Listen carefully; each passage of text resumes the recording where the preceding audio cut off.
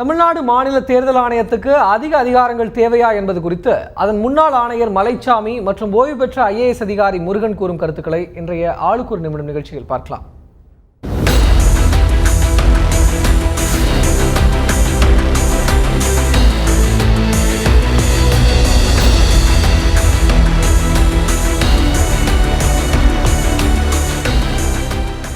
ஆளுகின்ற ஆட்சியில் உள்ளவர்களுடைய அனுதாபத்தை வைத்து அவர்களுடைய கொடுக்கின்ற அந்த மென் அண்ட் மேட்டர்ஸ் என்று சொல்லக்கூடிய அதிகாரிகள் பணியாளர்களை வைத்துத்தான் காரியம் நடக்குது. ஆகக்கூடி தேர்தல் ஆணையமாக இருக்கட்டும், மாநில தேர்தல் ஆணையமாக இருக்கட்டும், எந்த ஆணையமாக செயல்படுத்தினா ஆளும் கட்சியில் அரசை மீறி செய்கின்ற அளவுக்கு இயலுமா என்றால் இல்லை.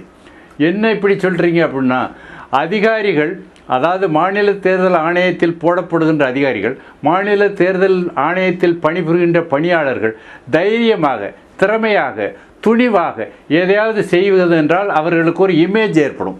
அந்த இமேஜை வச்சு இந்த அரசாங்கத்தை ஒரு மிரட்டி நியாயமாக நடக்கணும், தேர்தலை ஒழுங்காக நடத்தணும், தப்பு தண்டா பண்ணக்கூடாது, ஃப்ரீ அண்ட் ஃபேர் போர்டு என்று சொல்லக்கூடிய நியாயமான நேர்மையான தேர்தலை நடத்துவதற்கு அதிகாரமும் வேண்டும்.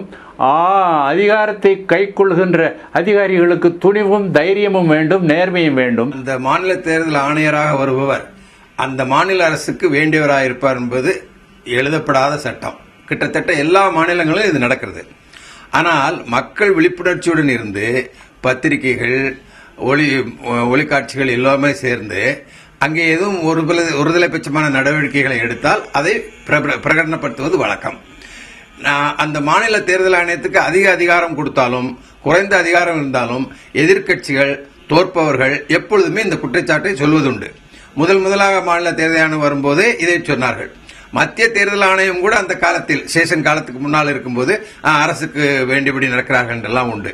இது ஜனநாயகம் முன்னேறி வரும் இந்த காலத்தில் தேர்தல் ஆணையத்தின் ஒத்துழைப்பையும் மீறி எதிர்க்கட்சிகள் ஜெயிக்க வேண்டிய அளவுக்கு பிரபலமான கட்சிகள் இன்று இல்லை என்பது என்னுடைய கருத்து. கூடுதல் அதிகாரம் கொடுத்தால், நீங்கள் சொல்லும் இந்த குற்றச்சாட்டின் அடிப்படையில் பார்த்தால், இன்னும் அதிகமாக அவர்கள் மாநில அரசுடன் ஒத்துழைத்து மேலும் பல குற்றச்சாட்டுகள் வரலாம் அல்லவா? இப்பொழுது இருக்கின்ற அதிகாரமே போதும் என்பது என்னுடைய கருத்து.